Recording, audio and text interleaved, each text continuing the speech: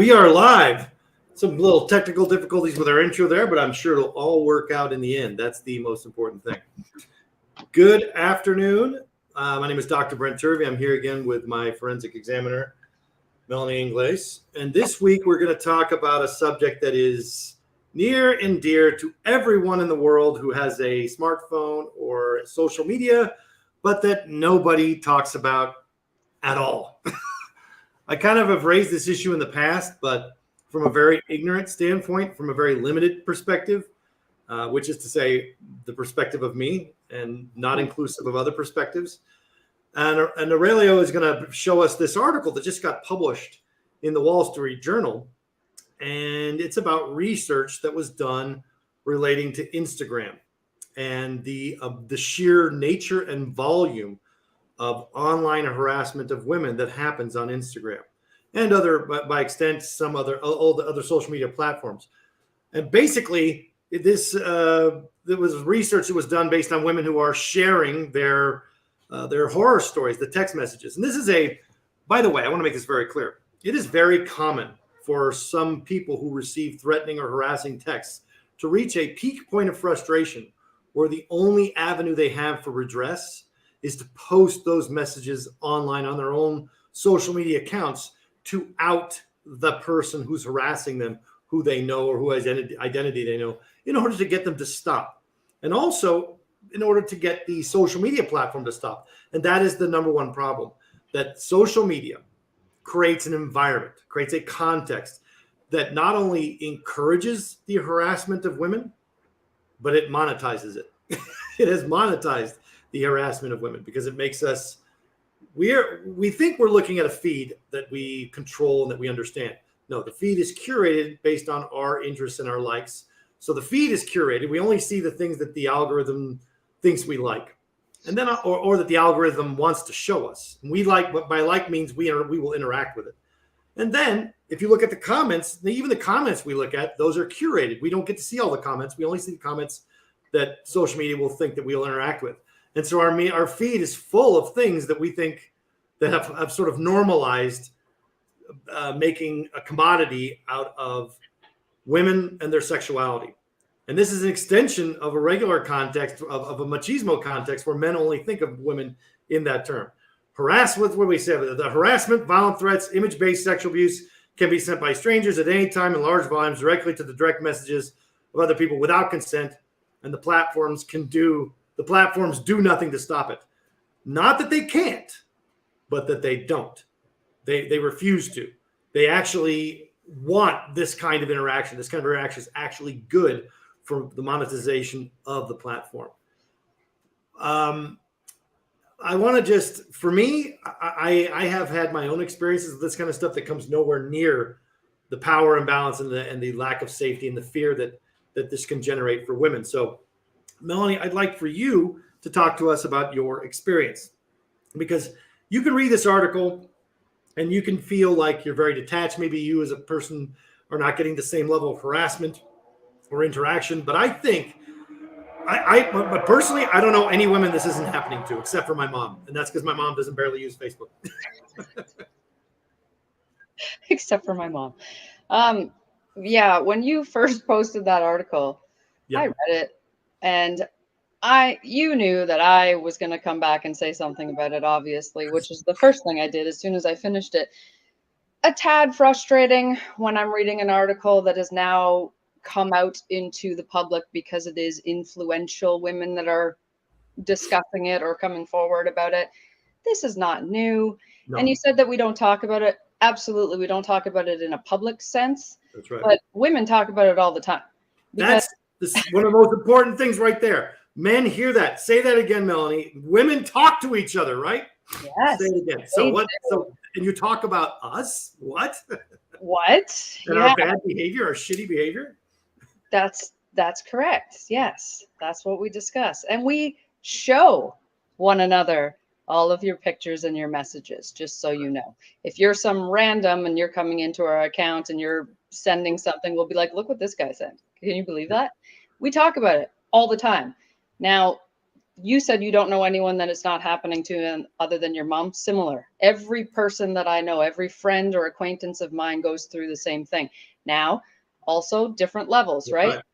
Depends on how many platforms you are on or how many followers you have, things like that. But it doesn't make it any less traumatic. No, not at all. It's absolutely traumatic. And not only that, it is not just because of the context exists does not mean it's an invitation. That's the first thing. No. We have trained an entire generation and a half of people, men and women, but mostly men in this particular context, to interact with women and even girls in a way that is hypersexualized. Men tend to think in terms of two things when they're on these spaces. The reason I was talking to Aurelia about this before, it's actually pretty useful to look at it through this lens. Men are interested in having it's not about sex necessarily. It's about power and context. And actually it's about space. What men are doing is they're trying to see whether or not it is safe to behave poorly, to behave disrespectfully, to behave in a controlling fashion with a female by putting her immediately in her place and saying, okay, I see you as a sexual object with sexual potential. Now, the female can respond in one of two ways. Well, they can respond in multiple ways, but in generally one of two ways. They can either ignore it or they can essentially call it out for what it is. When a woman responds, generally they're having to negotiate the fragile egos of men and decide whether or not they want the violence what level of violence they want back. That's what women have to do. If they say anything other than, oh, aren't you sweet, which is the only acceptable response for a male that's not going to elicit a violent response, the woman has to ask themselves, what level of violence am I willing to tolerate by virtue of my response? Can you tell us about your thought process when you get this stuff and how because I know you negotiate this stuff all the time. You're one of the strongest women that I know in this regard, but you still have your moments where there are questions and you're not exactly. So tell me your thought process. I'd love to know. Well, let's be clear about a few things. When we're talking about somebody coming in and sending a message, I'm talking to the men, I guess, right now, because most of them know what I'm referring to. But if you're coming in, I don't know you. Let's talk about my Facebook, for instance. Yeah. I add a lot of people onto my Facebook that I don't know personally, and it's usually because they've requested, and I go through their account. And most of the time, I'll find that they may benefit from some of the information we talk about, whether they like it or not. So I do have people that I don't know on my Facebook. And don't necessarily agree with.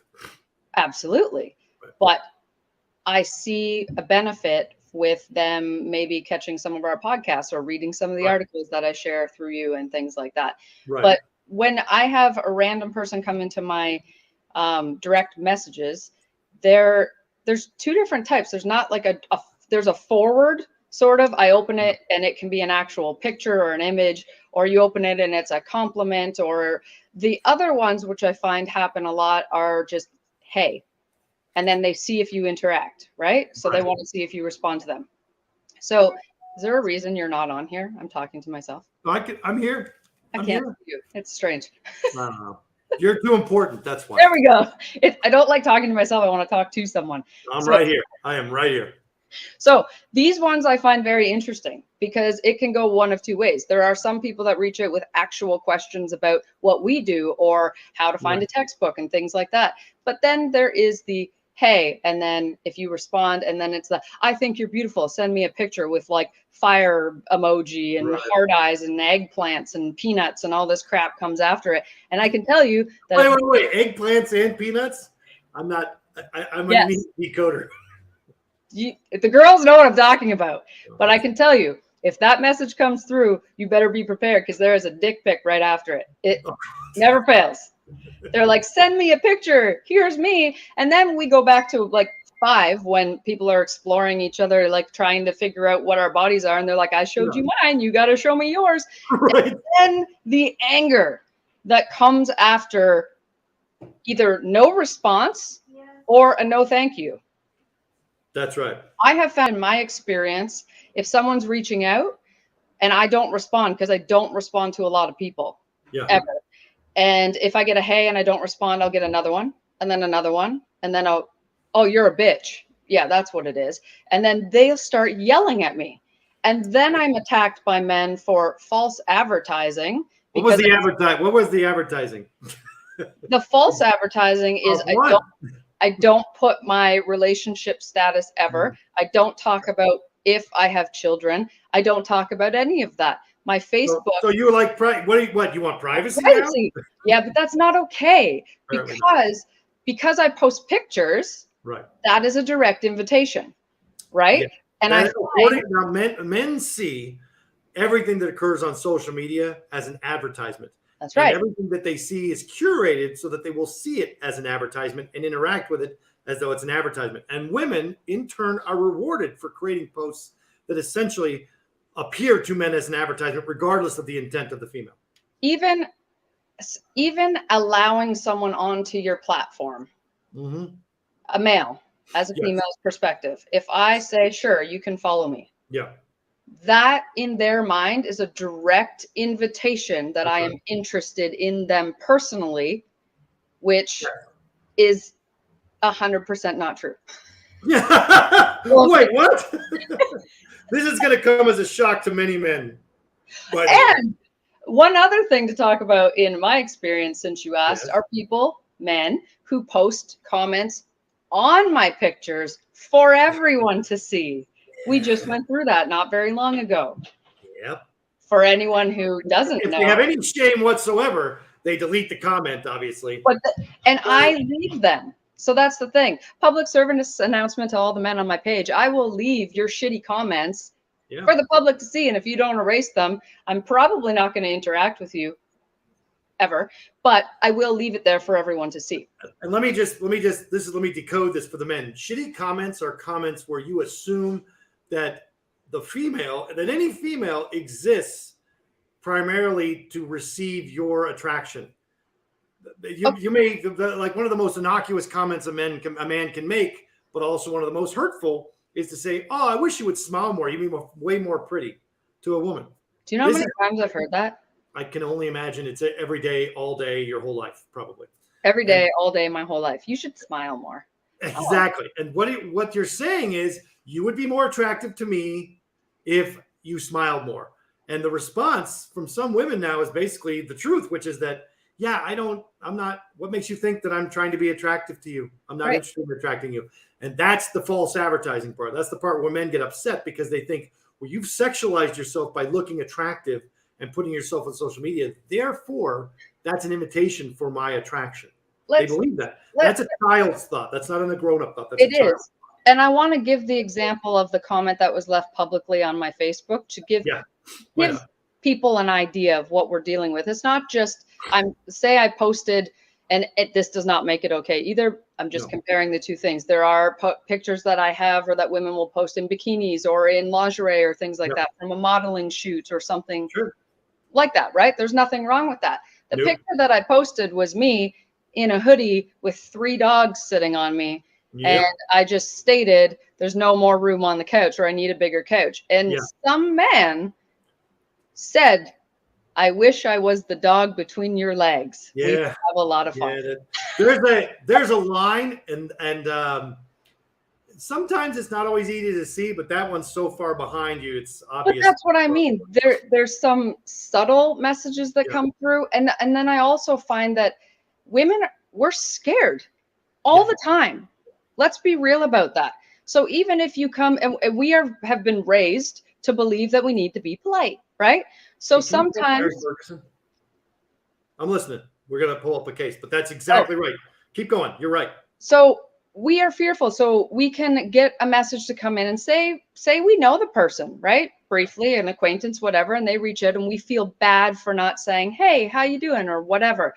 But then all of a sudden we have this fear because men become aggressive, and they're aggressive in the pursuit. And then we don't know what to do. And then it's like, oh my God, we pushed too far. And now I have to follow through with this, or he's going to hurt me and he knows where I live. It's all of these things. It's a deep, complex situation. Well, it is, and it isn't. It isn't that complex from a man's point of view. They just get what they are. They get their ego wounded and they feel the need to restore it somehow. Aurelio and I worked on a case a few years ago involving a female police officer who was being sexually harassed at the police department by her supervisor. Her name was Mary Ferguson, and she was being sexually harassed by her training officer, Walt Smith, who I actually knew for many years. Walt Smith is a native, and she's a native, and the department is a very small department. He was training her, and he kept sending text messages to her indicating what she should wear during the next tour where they were together, indicating what he would like to see her in, whether it would be clothing or not clothing, indicating his preferences for her manner of dress. Now, let me explain something. She was in a relationship at the time, and he was married at the time. It's not like two single people, trying to approach flirting. Even so, that would be inappropriate because he has greater power than her. When he concocted a scenario through texting where she wound up in the back of a patrol car, and he physically attacked her in the back of that patrol car, tried to get her into a situation where she couldn't say no. She got out. She was not raped or anything like that. It wasn't, but she was able to shut it down before that happened. But what if she wasn't able to? What if she didn't have the right agency? What if she was a civilian and not another police officer wearing a recorder or recording device? The entire department rallied around this guy. They fired her and promoted him. And we got involved, and we eventually helped her get a successful investigation and then get a successful civil suit and damages in the amount of about $515,000. So this is not a small thing. This is a very huge thing, and it happens in all kinds of contexts.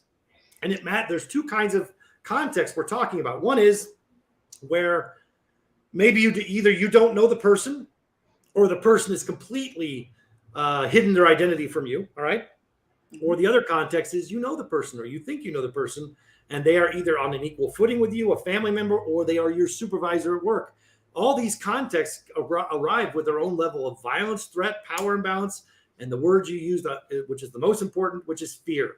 When you are responding to men who are trying to insert themselves into your life sexually with sexual content and sexual communications, whether they be polite or just a straight up dick pic, it's still a level of violence. All of the, how do I put this? So flirting that is uninvited, if some guy thinks they're flirting and it's not invited, and there's been no context for creation or invitation, or the person doesn't know you've never met in real life, and the female has not initiated something, that flirting can be a form of violence because it can make the person very afraid. It can make them very uneasy, because women know, this is the most important thing to understand from this. Not only do women talk about us, but women know about us. They know us better than we know ourselves. Men do not make the space to have these conversations with themselves. Women talk about their fear of men all the time amongst each other. And this is why you see women at the extreme level posting this stuff. Their one solution is to do nothing, like I said. Another solution is to go nuclear and screenshot all the conversations, put them on social media, and send them to the person's spouse. Mm-hmm. You know what I mean? Tell me your thoughts on that, because I think there are times when that's absolutely warranted, because men get upset when that happens, but I don't know why I think that does happen, but I find that it's usually after enough warnings from the female. They'll say, I'm not interested, or stop talking to me, right. and it keeps going. And then I find that they out that person, which is what they do. They take this bunch of screenshots. They might post it right on their Facebook for everyone to see and tag the spouse, because I find that there's a lot of single men that do this as well, but the amount that are in relationships or married, in my experience, they come on even more aggressive. Yeah. They're coming in guns blazing right from the beginning, with no fear that anyone's going to find out about it. But what I have been seeing, which is a large trend, mostly on TikTok, some on Instagram, is there are women, and they'll tag just women. Other men will see it, but they'll be like, if you think that your man is doing this, contact me. And they're finding this. They're outing all these people, and there are specific women that go, they go in and they deal with this situation, because these are married men or committed men or whatever. But they're taking all the information and pushing it on a public forum to out all of these people. Right. What men want is they want to assert their role as a male in the conversation, and for them to be a male in a conversation with a female, there has to be an acknowledgement of sexual availability. If the woman is not willing to demonstrate that they are sexually available to the male, then they try to chase them from the space. Yeah. So it's about controlling the space. Everyone keep their space. Everyone keep their role. And you know what? And that's what men are trying to do. What really pisses me off about this issue is if we are to talk about it and there is a male close by, or even some females who get, I find that it's the females that get jealous, probably because their husbands are doing the same thing. They know their husbands are doing it. Yeah. They know they are. So they get really shitty attitudes when these things are brought up by other single females or other females that are having this happen to them. Yeah. But the conclusion is then why don't you just get off Facebook or Instagram or TikTok? So this is the question. The question is who do we hold responsible when this kind of unwanted pattern of behavior occurs, when this harassment occurs, or when this invitation to violence occurs?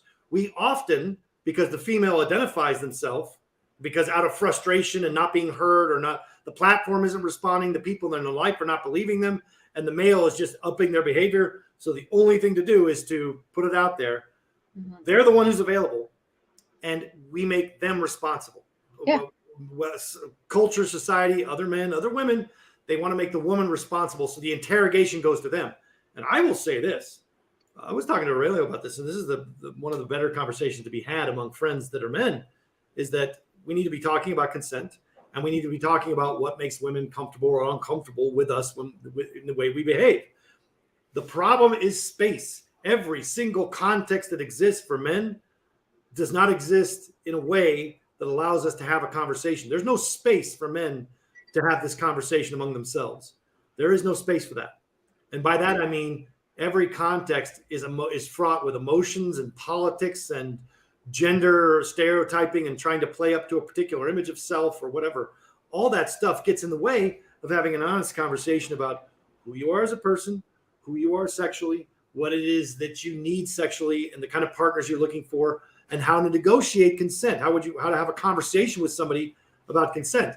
So instead of doing that, men revert to form, and they get very crude, and they get very inappropriate. And this is catcalling in the digital age.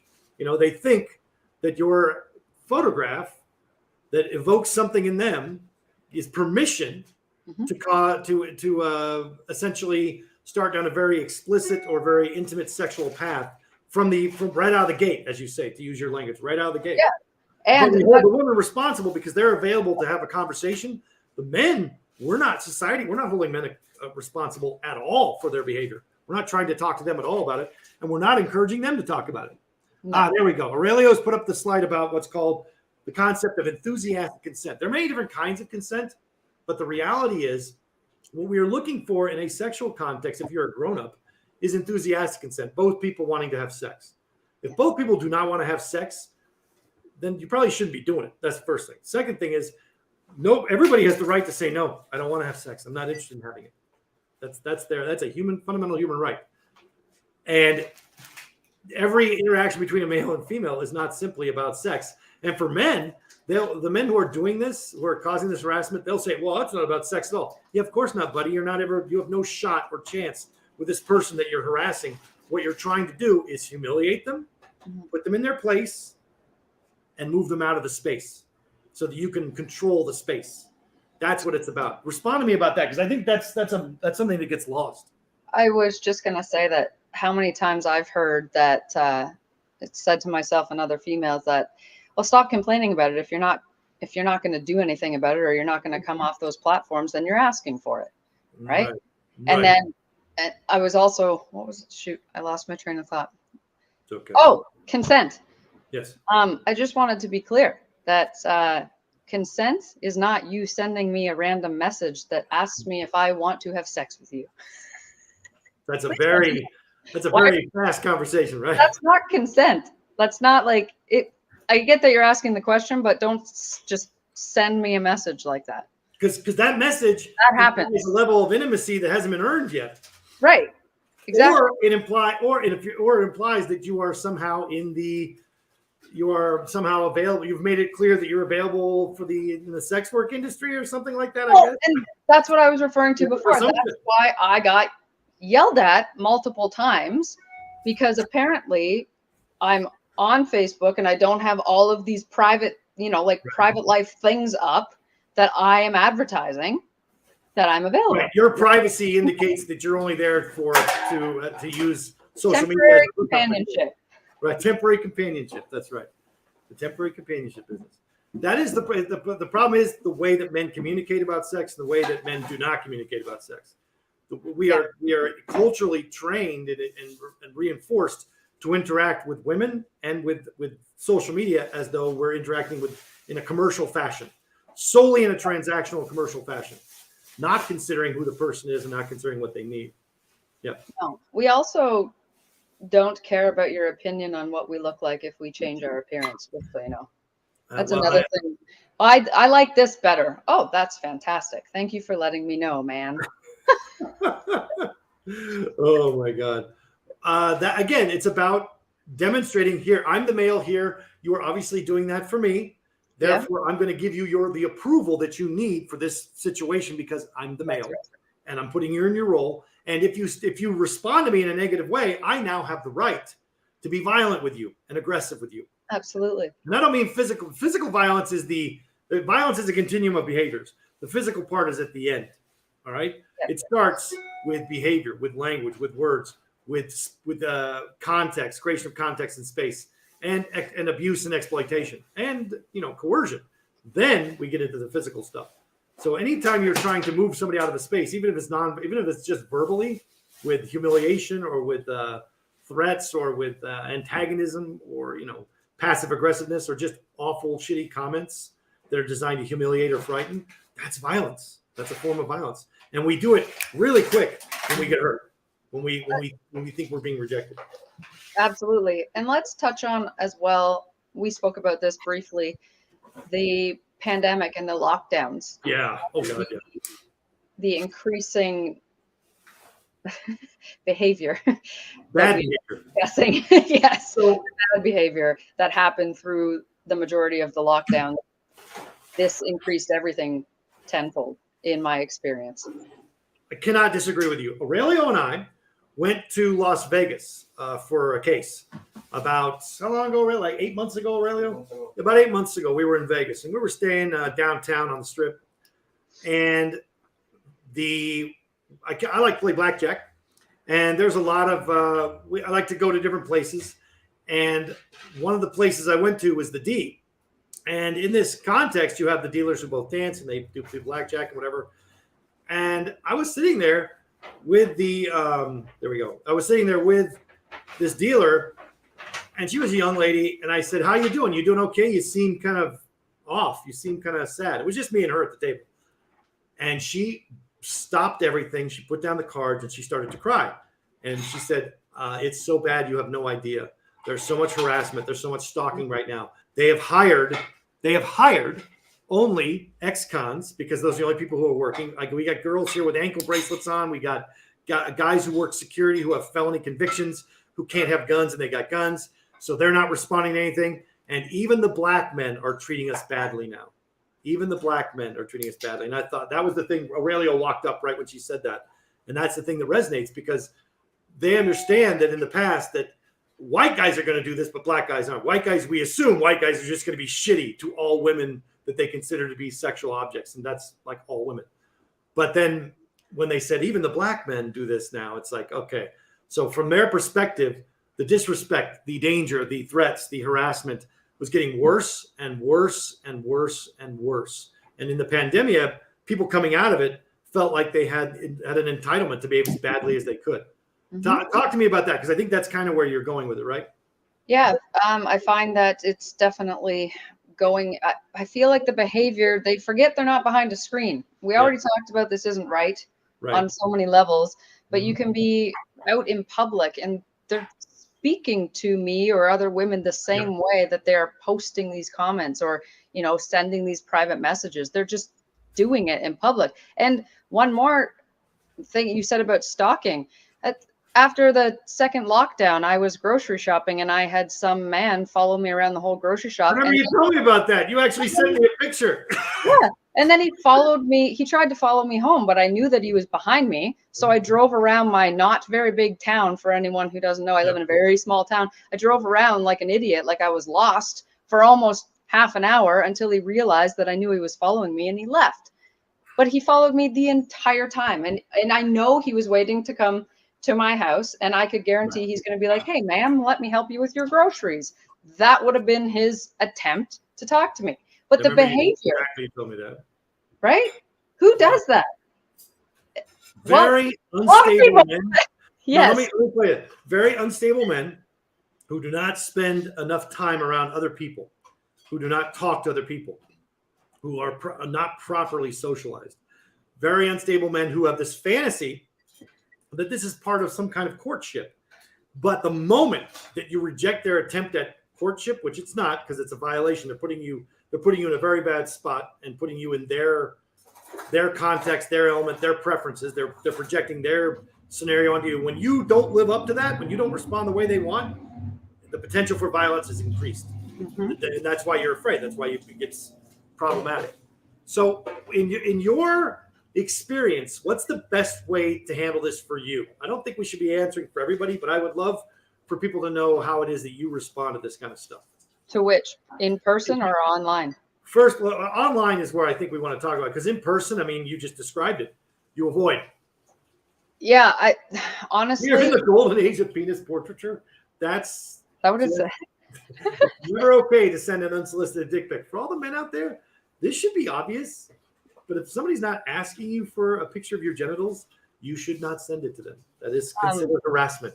Or video. Please stop. Yeah, photo, we have to make this very clear. No photo. So no photos. Okay, good. So videos are okay. No videos. Say no videos. Now there's a guy going, okay, no photos, no videos. So just the audio of me masturbating. Just the audio of me. Okay. Or that, which I've also received. I've received pictures, videos of masturbation, audio of it, using my name, by the way. Oh, I was so flattered. I remember you told me about that. Yeah, that was great. And trying to video chat with women that you don't. Oh my God, the random attempt relentlessly for no reason, out of the blue. After another, same person, the majority of the time. Yeah. Stop it.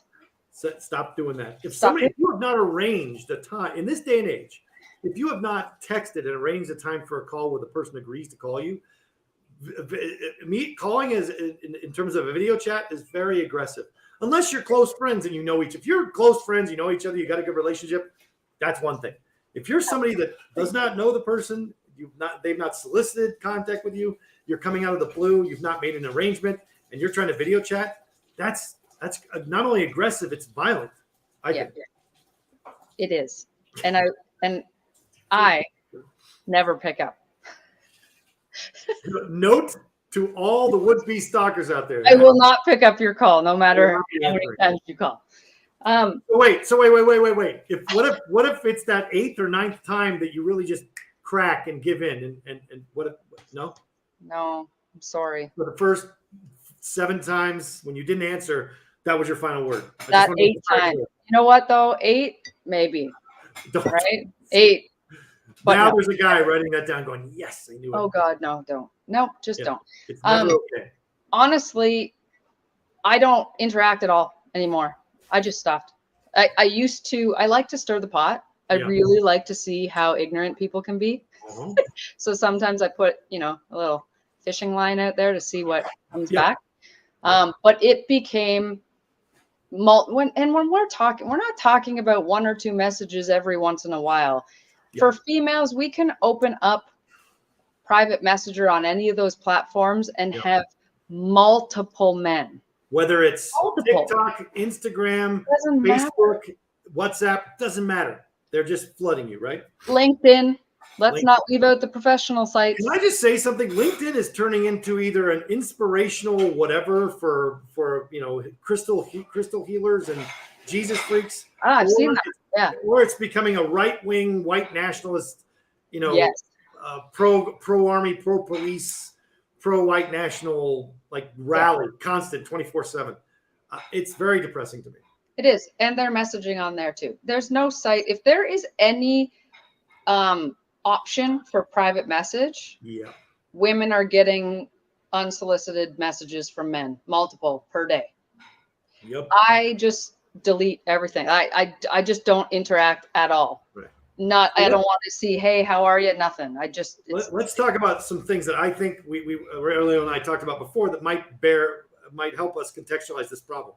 It's not the message per se. It's one, whether or not the message was solicited. That's the first thing. Okay. Two, it's about the nature of the intimacy, the intensity of the message. What type of intimate material is in the message? What type of intimate implications? What type of role is the message trying to put you in by the way it's being sent to you? And then, of course, the frequency. Frequency is like not even the first consideration. Because if you start straight up with, like you said, with a dick pic or genitals or, hey, are you available for sex in less flowery language? That's a form of, as Aurelia was pointing out here, sexual harassment. And sexual harassment, by the way, in the United States is a federal crime. It is not a civil matter until somebody files a lawsuit, but it is a federal crime. Absolutely. And then the question becomes, based on this intimacy, or this intensity of intimacy and this frequency, what are the solutions? And like you said, for you, I think it's really important to understand that every person should not surrender their own good judgment when they're confronted with this kind of stuff. Mm-hmm. And they should respond in a way that makes them feel the most safe and the most protected. All right. I can't tell you what that is, because every single person who's experiencing this is experiencing it in their context and from their perspective. And depending on their context and depending on their perspective, they might have a different way of reacting to it. Let me give you an example.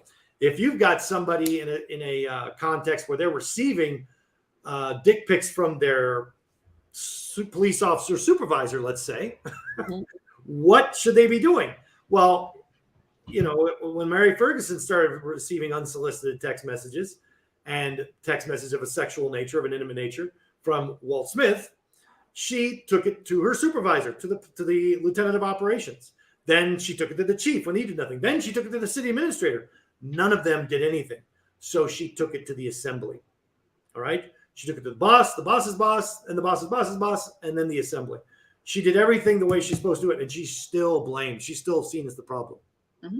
All right. Instead of it being about what conversation does the man need to have?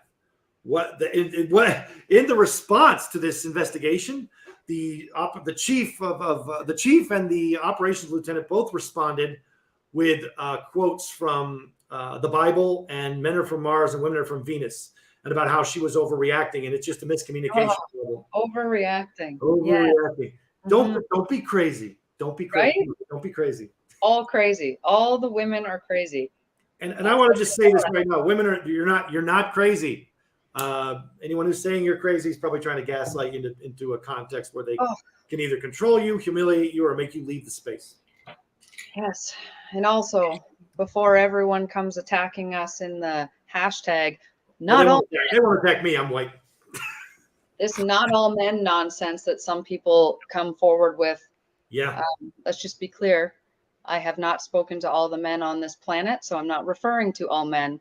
But if you come and say that to me, I have a feeling you're one of the men I'm talking about. Yeah. Because you're offended. Yeah. Then, by the way, it's not about being offended. This is a very important concept. We have turned this discussion into a discussion about who's offended or not. You're not, Melanie, you're not sitting here saying you're offended. You're sitting here saying you're afraid and you have to make decisions about your personal safety because of shitty behavior of men. It's not about being offended. This is the thing I was trying to get at before about the power dynamic. If you're in a position where sexual harassment offends you, that means you are probably a white person of some wealth and privilege. If you are in a position where the sexual harassment makes you afraid, that is the experience for most people. It means that there's something going on that's making you feel like, one, you're in danger, and two, you don't have the agency to respond because of your power imbalance. So if you are offended by this behavior, then that means you are not really experiencing it the way that somebody is, the way that somebody with less power, less agency, somebody who's more vulnerable is experiencing it. I really appreciate you bringing that up because I almost lost that point. Thanks for reminding me. No problem. That's what I'm here for. I don't think that's true, but it is a benefit. Can you file a harassment charge for texting? This should be interesting. Yes, you can, and you should. There you go. If your abuser causes you damage, makes threats, and causes you harm, then yes, of course you should. All right.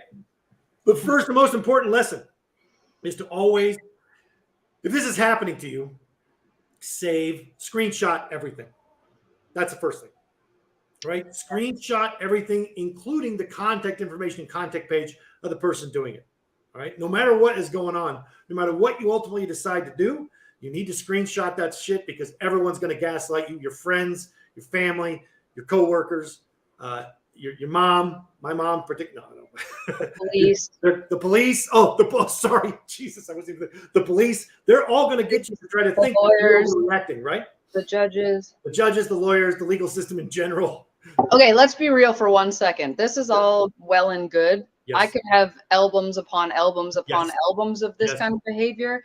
And I have taken this to police before. Yes. And it turned around to what we were saying before. Well, why didn't you get off the platform? Why are you taking pictures of yourself? It was about you, and you're making it you responsible for their behavior. Right. So this is why women are getting so frustrated, because we're dealing with this all the time, and then when we try to do something about it, we are still blamed. Yes. So what is the right way to handle this? Right? Well, that's I don't we don't know. Yeah. First of all, I want to say there is no right or wrong way to handle it. I was just saying, from my perspective, the first thing to do is to document it so that you may not be able to do anything with it other than to show other people what's going on so they can't make you feel crazy. That's the first thing that's going to happen. Right. The next thing is, in my opinion, you should always report it to the right people. But this is the problem with Instagram, Facebook, and other social media platforms. It is almost impossible to report these behaviors. Yeah. And if you are somehow magically able to find the right button to click to submit a complaint, the thing you're complaining about might not be in the drop-down menu. All right. Your complaint is more likely than not going to be ignored by Facebook, Instagram, or a TikTok or whoever, because they don't care about that kind of stuff. They care about what makes people interact with the material to get the clicks and the ads up. And that's what I was going to say too, because when things like this are public, you have women and men that start going back and forth in the comments, and it becomes something that people are interested in, right? Because they're looking and seeing what the men are saying and what the women are saying, and it just becomes this ridiculous conversation. And I think that's why the majority of the time they want to keep this stuff going, because it still generates some sort of interest, even though it's an argument or a negative conversation going back and forth. Yeah, they want the fight, but more importantly, and you just touched on something very important, they don't shut those accounts even when the actual behavior has been verified and the harm has been documented and the violations have been clear. They still do not end those accounts. They don't shut them down. No. Why not? Because those accounts generate interest and controversy and discussion. That's the problem. Yeah. So it is the monetization. And Aurelio put it perfectly, because Aurelio and I are kind of nerdy and we watch a lot of Adam Curtis documentaries. and I think me more than him right now, but still, the century of self. Essentially, we're always looking at the lens of capitalism. And what capitalism does is it monetizes anything that it can. Anything that can be monetized gets monetized immediately. So the problem is we have these social media platforms monetize hate, they monetize ignorance, they monetize harassment, they monetize exploitation, they monetize abuse, and things that are going back and forth between two people, they monetize that. Yeah, and that is the first problem. So as long as you're using these platforms, we have to understand that they're not going to help us. The platforms are not going to help us. I think that's the first and most important message. That does not mean that you shouldn't make complaints and shouldn't document things. It just means you can't expect that they're going to respond in a way that's helpful. So that's the first thing. But document everything. Don't expect that they're going to help you, but make the complaint anyway. But even making the complaint can make someone feel unsafe, right? Oh, that's the other thing. So the other thing that's happened now is Aurelio and I were talking about this before, is about the way the Instagram is created is designed to sell beauty. It's designed to sell beauty, art, and essentially a sexualized and eroticized content. And this became even more problematic during the lockdown, with more people having financial difficulty and doing engaging in online activity that's related to selling pictures or showing themselves in intimate fashions for money. And this problem is it's created a consumer perspective on the perspective of male using these social media platforms, and it's created another perspective for women who are using it, where they think this is what they have to do to interact. It is exactly the wrong message for young kids and for young girls to have going onto these platforms. Yeah. And I only hope we do better, but I don't think we are. I don't think we're doing good enough educating our kids about how to behave in this environment, how to behave with other people, how to talk with other people. That it's okay to, on the one hand, demonstrate be proud of your body or be body positive, whatever, and show pictures of yourself that you like. But then the responsibility of the viewer is being missed in that. The responsibility of the viewer is to say, this is a person and they have the right to express themselves however they want. And that expression is not an automatic invitation. Mm-hmm. It's not an invitation to intimacy or to sexual contact or to, basically for you to start inserting yourself with very direct sexual talk or direct sexual what have you, without an invitation or without a conversation leading up to it. That's the problem. The problem is the viewer and the viewed not being seen in the right context. Talk to me a little bit about that, about your experiences with Instagram, because you've had some good experiences, which I think are positive, and I think a lot of people do, but there's also very negative experiences, not just the direct messaging stuff, but with the material you post and how people interact with it. Because it's different for me, obviously. Yeah, I don't know. The material that I post is not very well, considering what they're going for on Instagram and what people are looking for. My images are not the same. You're not on the range from 1 to spicy. You're not exactly spicy. You're just in the middle somewhere. Yeah, and there were some images that I put up from a photo shoot when I was in a tattoo competition, which was lingerie, and it was like a boudoir shoot. It was professionally done. It was great. There was a lot of feedback on those images, as per what we're talking about, which was not surprising. But I find that, what I find the difference between Facebook and Instagram for me is Instagram is heavily sugar daddied. It's sugared up. Yeah. So most of the direct messages that would come through Instagram, I found were men from the United States, mostly looking for sugar babies. And I got a lot of unwanted and very sexual messages from men in that sort of realm. But like I said, I'm not that active on Instagram anymore. I'm very particular with the things that I put up. Sure. Just because I'm sick of this. I'm sick of dealing with it all the time. Even though I'm ignoring it, yes, it's still frustrating. You still got to wade through it to get to the stuff. To get to the good stuff. You still have to, yeah. And then it's like, as a female, you don't even we communicate with friends and family on these platforms as well. And some days you don't even want to open it, because if it shows that you've been online, then 10 people are like, "What are you doing?" Oh my God. That is my biggest pet peeve, is when I go online to check something or to get a message or to get a document or to check a post that I made 2 years ago for something or something, whatever. I go online and all of a sudden 5 people think that I'm available. That's right. Now try being a female and a whole bunch of guys are just like, "Oh, you're online. What are you doing right now?" Nothing. You just exist for me, right? I'm sorry. I'm here for you. Let's have a conversation. Right. But I also don't make yourself available. They punish you for it. They get angry. That's right. They get very angry. But I don't know if you know me that well, but I don't keep my mouth shut, and I don't always say very tactful things to people who are coming at me. Bit of a shock to the audience, frankly. Bit of a shock. So some of those people got an earful, and then they went away after they said a bunch of things and then blocked me because they had the upper hand in that one. They blocked me. They won. They're they're demonstrating their power over you, and you are now blocked. Because I was too rude. I swore. How dare you, young lady? You could have had access to them and the things they say to you for the rest of your life, and now you don't. You're the loser, obviously. Obviously, yeah. Well, it's a very, you want to say it's a difficult subject, but it isn't if you just talk about it, because, well, like you said before, we don't behave like this in public, but now we are. What's happening because of the shitty role model that President Trump has given and the license he's given to not only his followers, but also those in the law enforcement community who now think they have impunity. It is fascinating to me to watch these people navigate real relationships with real people, and they don't understand why they're getting rejected or having problems, or why women aren't attracted to them. why women, I mean, they believe there's an entitlement that exists. This is the foundation of most religious practices and beliefs and cultures, and it's the foundation of a lot of community practices and beliefs and cultures.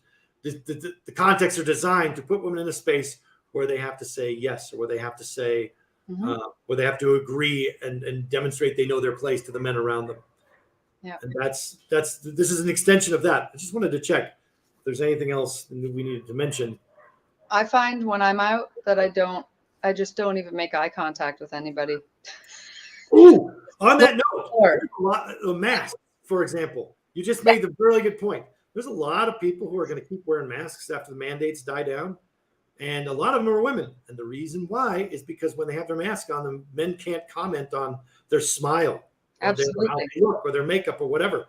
They don't comment at all, except for, oh, your eyes look beautiful, whatever. But it limits the number of things that men can respond to, and it can make them, it gives them license to act like they don't hear the shitty comments of men through the mask. I appreciated social distancing and masks. Yes. I really did. A lot of because I didn't have to deal with people, men mostly. The algorithms on Instagram are a bias against women, more so women and minorities, especially fat Black women. When a body is not understood, I think the algorithm goes against what it's taught as the norm, which the media is white, slim women as the ideal. So the algorithm promotes this notion of the Barbie ideal and suppresses other things. Yeah. It can, depending. And by the way, the algorithm is a reflection of our interaction. Yes, the algorithm exists and will track certain things, but there's another part of it, which is it's responding to us. So it's both creating our expectation and reflecting our expectation at the same time. And there's a lot of people who have an idea that you have to physically interact with it, like it, or go into their profile and look at other things. But there is now a pause. So if you pause on something for, I think it's 3 to 4 seconds, and you don't interact with it, it's still going to kick it into your algorithm. Well, it's more than that. It actually measures, the way that a lot of algorithms on pages work is also about your cursor and where it goes. Where it goes, what you zoom, any interaction you have that's not a bot, because a bot can only download the page, interact with the page and the code, and re-upload it instantaneously. And that's how bots do it. Right. This is when you're dealing with a human being. Human beings have certain ways they interact with the page that include the scroll and like you say, the pause, the scroll, the hover, the mouse. Yeah. All these things are interactions that are being measured and weighed, all of them. Yeah. So that's very important. That's a very important concept. I wanted to leave with your advice to somebody who's going through this. What process would you expect them to do? Because I think you're handling it better than a lot of people. I know you still get frustrated, and the problem's not going away. In fact, it's getting worse. What advice do you give to somebody who's just becoming aware to this problem, or even to men who need to hear something? Because I got to be honest, men need advice on this. We are fucking in the tall grass. We have no idea what we're doing. We're just responding like idiots. Yeah, well, you are. Sorry. The majority of you. Yeah. There's these expectations, or these, I don't really understand, because there's two different things happening here. Because there are Facebook dating, right? Yep. There's Facebook dating. There's a particular thing that you go into on Facebook and sign up for that. Yeah. Not all Facebook is Facebook dating. If you're in those realms, we're talking about not completely different things, because you're still doing it in online dating and things like that, these inappropriate messages and things like that. But just stop commenting and stop becoming aggressive if you're not being, if somebody doesn't respond back to you, perhaps just take it as they're not interested, and you don't need to start yelling at them. Stop sending dick pics, please. Well, emojis. Also, don't need to know your eggplant fire. I get it. I know what you're saying. I don't want to see it. Fire. Yeah. Eggplant fire is bad. You're not being crafty on that one. And then, again, we're talking about unsolicited, yes. out of nowhere from people but also young girls are having the same problem with men in their families too. You have uncles, you have grandfathers, you have people who are sending inappropriate messages or commenting inappropriately because they think it's funny to sexualize young girls. They think it's funny.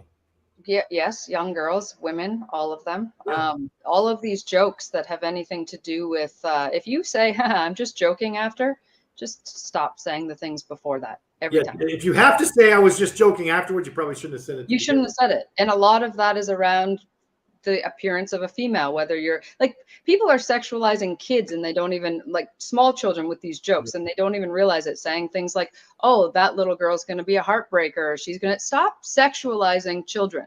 All of these comments. Yeah, by the way, this is mimicking directly the behavior of Donald J. Trump, the former Right.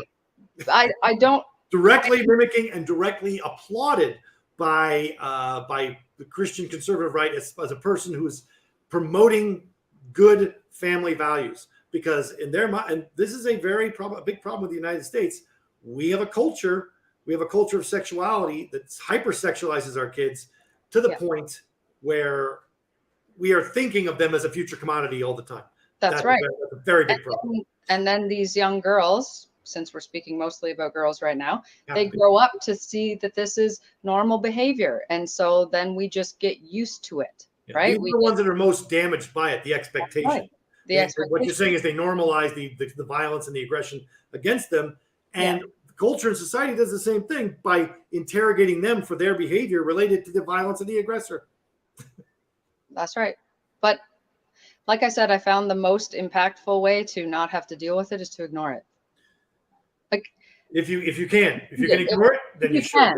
Yeah, like if it's people coming in and you don't know them and you can see in the message what they're referring to, delete it. Like if you start interacting with it, I find that becomes a really dangerous situation and a slippery slope that goes downhill.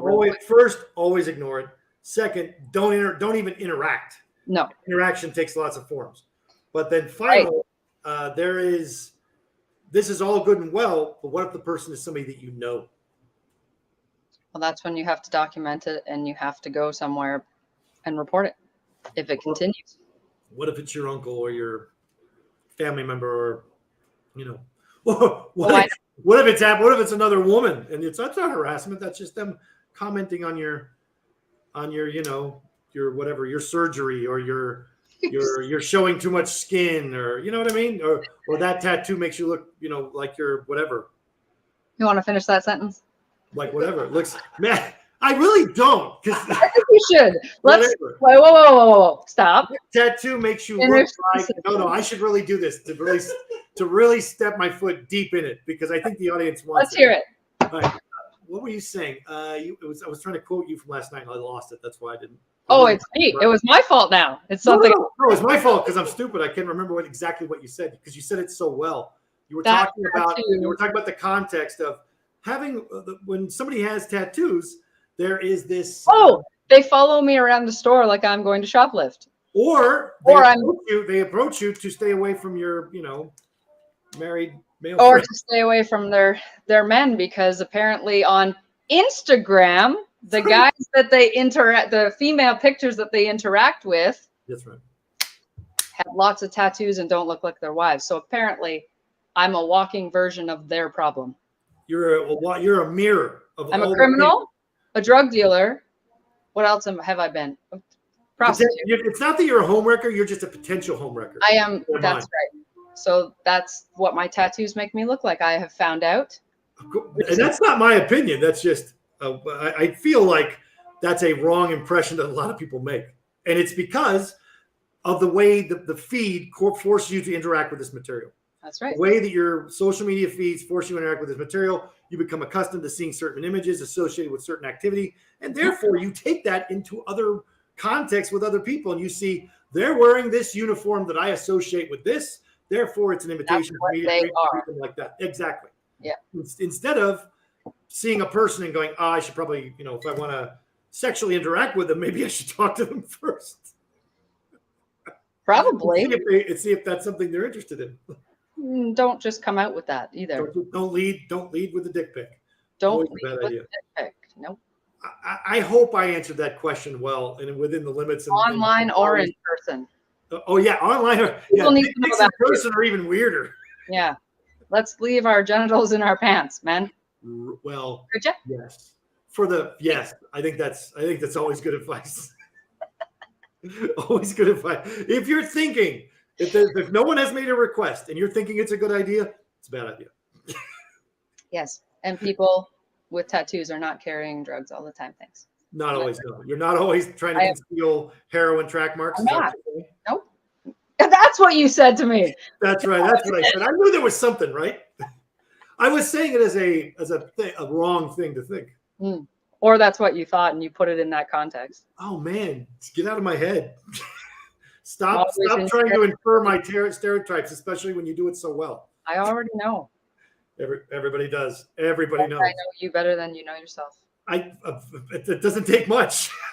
I don't have to look at this. This is the only time I'll have to look at this face all day. The rest of the day, I'm blind to myself. Except for your 500 selfies that you'll take.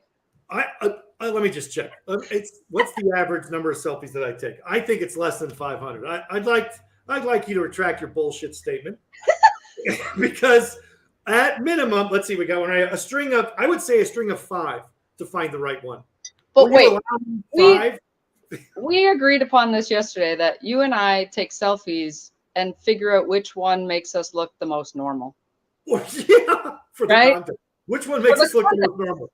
It's why I don't smile, because when I smile, I don't look normal. I look like really creepy. It's horrifying for everyone. Nobody wants to see pictures of me smiling. Those get 0 likes. In fact, they get a lot of eggplant. No, not eggplant. Wow. No, I don't smile just so men can say you should smile more. You want to, because you're trying to. That's the fish. That's the line in the water. You're trying to lure them in and whack them over the head. Good for you. Then destroy them. Yep. Yeah. So some of them need it. I think this has been a really helpful conversation. I think we should create space for more of this conversation. I think the problem is I want to be uncomfortable and I want to have this conversation because I need to be uncomfortable to learn stuff. So this conversation makes me generally uncomfortable. I can tell. It's what? I can tell. Yeah, I know. I know you can tell. That's why. You know how I know you can tell? Because you're smiling. That's how I know you're happy. And you didn't tell me to smile either. No. In fact, it'd be helpful if you stopped. This is happiness showing you, because I love the fact you're this uncomfortable. I am, because it's so hard. It's such a horrible behavior that's been going on for so long. And it's not something that I fully understood until the last few years, that women were experiencing this in a different way than men. Men like me get contacted by people wanting to be sugar babies. That happens in every context. But for a woman like you, you're getting women in general are getting contacted in ways that they feel threatened and that it represents violence. You're doing great. I'm doing great. That's the worst. It's like, you're doing great. You're doing so. I really appreciate the affirmation, because obviously I need it. You're doing such a great job, Dr. Turvey. I really appreciate it. Thank you so much for saying that. I feel like I'm not. And with Aurelio laughing as hard as he is right now, I know that I'm not. But that's the point. He's just happy he's not on camera during the conversation. No, it's because I need to be uncomfortable. These conversations make us all uncomfortable. We need to recognize how uncomfortable all of us are. And we need to recognize the damage and the harm that we're doing to women in these contexts. So I appreciate you being honest with me and allowing me, dragging me through my level of discomfort to create this space, because we need to do it more. Because more men need to have this conversation. I want to say, I think the obligation of men is to call other men out on this stuff, to talk to them about it. Say, hey, what are you doing? Why are you doing this? Why are you doing that? This is not a sign of virtue or valor or even your own prowess. It's a sign of you being, pathetic. Yeah. Men should call it out. Men should call it out amongst each other. We have that responsibility, at least. I'd like to see more of that.